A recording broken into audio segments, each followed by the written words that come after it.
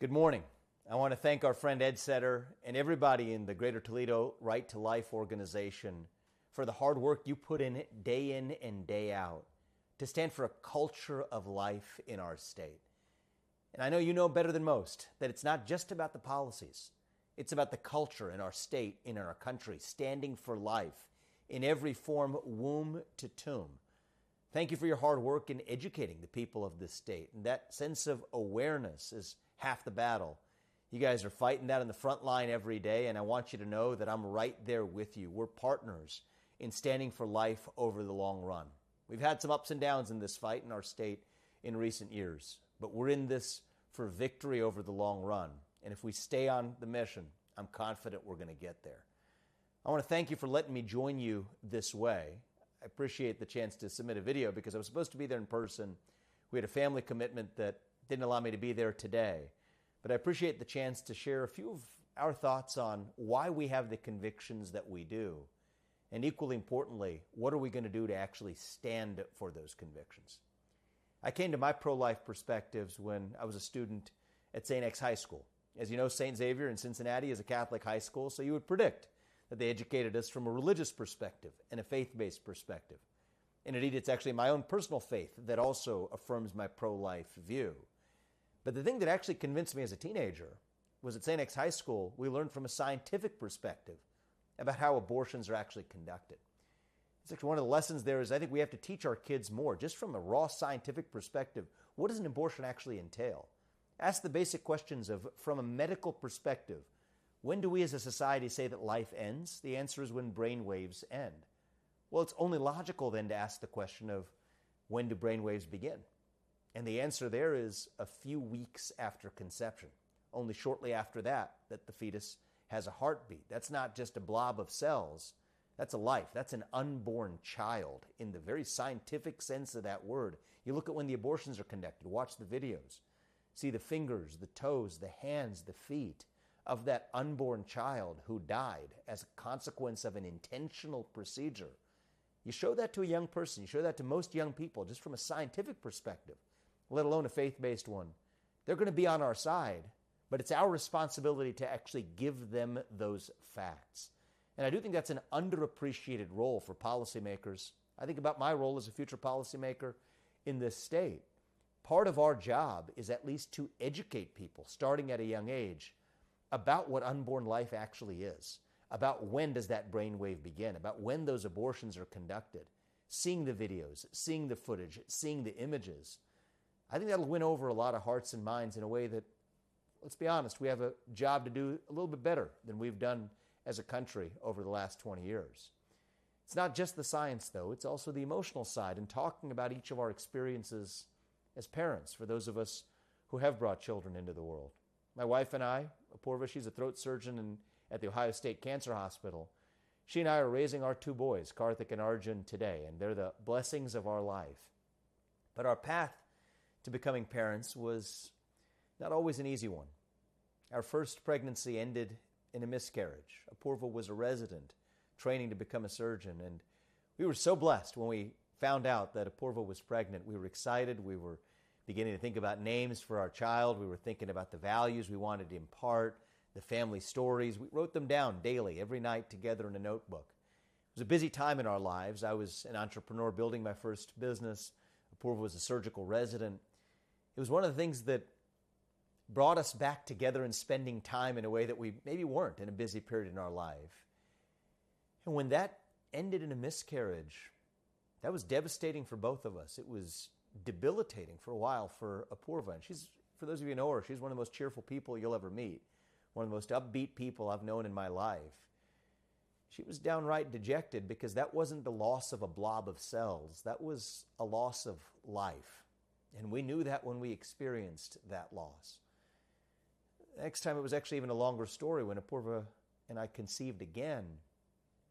She was still a surgical resident. You can't make this stuff up. She was a surgeon caring for a patient who we ended up finding after the procedure, she ended up getting a small needle prick, a rare thing that happens. So kind of a 1 in 1,000 thing or less that happens. That particular patient happened to be hepatitis B positive, HIV status unknown, presumed to be positive. She, while pregnant, had to go through antiretroviral therapy, had to get a repeat hepatitis B vaccination. Not ideal if you're going through a second pregnancy. And she went through a bleed. We thought we had experienced that loss again. I remember the emotion of what we went through. It was unthinkable to be able to console a poor. I didn't have the words to do it. She went in for the doctor's appointment, and what do we know? What did we find? We found a heartbeat. And that heartbeat is our son, Karthik, today, who's 5 years old in kindergarten and the light of our life, along with our younger son, Arjun. So there's both the faith-based approach, there's the scientific-based approach, but there's also no substitute for your, just personally you know it, that life is life and deserves to be protected all the way from womb to tomb at every step of the way. And I try to practice what we preach, to put our money where our mouth is in a very literal sense, even in our own state, even in my business endeavors. One of the therapies that I had the honor of developing was a life-saving therapy for kids. It's a rare genetic disease that every pharmaceutical company had ignored. The first major business that I built ended up developing that into an FDA-approved therapy for those kids today, where 100% of those kids with this rare genetic disease, if they're untreated, they die by the age of 3, 100% of them. And there's only 20 or so a year who are born, and that's why the rest of the pharmaceutical industry ignored those kids in that population. But for me, that was part of the mission of why we had to actually, if there was a therapy that could help these kids, we had an obligation and an opportunity to develop it. That's what we did. That's FDA approved today. And now 70% of those kids, 70% of those kids are able to live lives of a normal duration. In my time after business, thankfully, we've lived the American dream. I haven't talked about this much publicly in other forums, but even in our own home state, we put our money where our mouth is, supporting the efforts to defeat what tragically became issue number 1 in Ohio law in 2023. It was a tragic end, but we did what we could to fight and push back against that. When I visited Springfield last year to help bring some, I would say, hopefully words of truth to that community with everything they were going through last fall, we were able to support the Springfield Crisis Pregnancy Resource Center as well, something that we ought to do in a state that has many crisis pregnancy resource centers. The least we can do for those of us who have succeeded in business is to support life in whatever way we can. But it's not enough to be able to just do this through the private sector. I think we have to stand for it through the front door in ways that we may have lost some short-term battles. Take the issue 1 debacle of a couple of years ago. Well, you know what? We're still in this for the long run, and that's not going to deter us for standing for life. As your next governor, you have my commitment that in every way we can, through education of young people, through actually funding our crisis pregnancy resource centers across the state, and educating women who have to make that choice, for standing for the nuclear family as the greatest form of governance known to mankind. Let's look at the hard facts. 81% of abortions in this state occur to single mothers who aren't actually married. Well, you know what? What we can do is make sure that those unmarried women are in married situations through public policy that helps promote family formation rather than to penalize family formation as well. You know what? The government today, sadly, at the federal level and even at state and local levels, effectively subsidizes Planned Parenthoods and other organizations that actually promote abortions rather than promoting life. Those are victories that we can continue to score at every step of the way. And in the long run, we're going to be a state that stands for life in every form as well. We don't have to apologize for our convictions. In the long run, people reward you if you stand for what is true. I'll tell you, I've traveled this country, and this doesn't have to be nearly as divisive of an issue as the media or mainstream historical politicians make it out to be. I'll give you an example of one way that I've been able to convince a lot of young people, even across this state, in the healthy dialogue that we've had over the course of the last couple of years.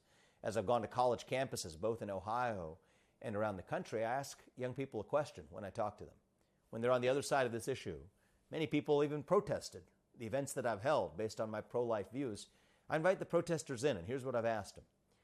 If there's let's take it as a hypothetical case. Turns out it's a real case, but let's pretend it's a hypothetical case of a pregnant woman who's walking down the street. She's assaulted. The unborn child dies in that assault. Do you believe that that lawbreaker should go unpunished for that death?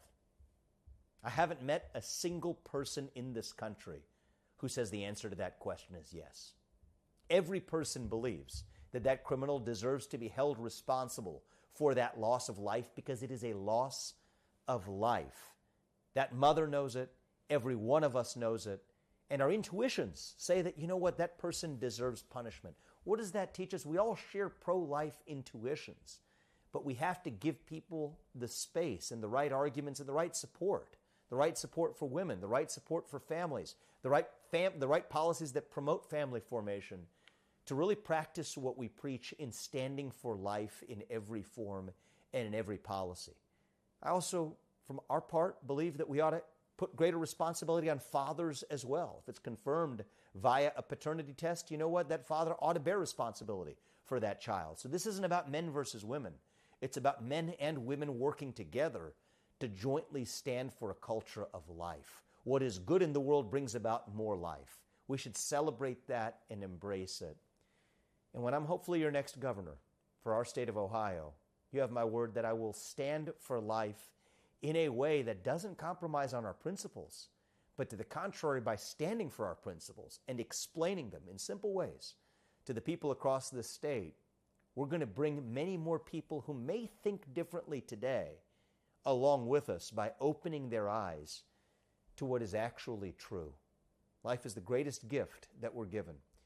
It's a divine privilege that we have and an obligation that we have to protect life in every form. And when I'm serving, hopefully as your next governor before very long, you have my commitment that will stand with you in fighting for life, in standing for life, in protecting life, and creating a culture that celebrates life in our state of Ohio. And our best days will be ahead of us if we do. Thank you all. May God bless you and your families and our great country, the United States of America, and our great state right here, the state of Ohio. Thank you, Toledo.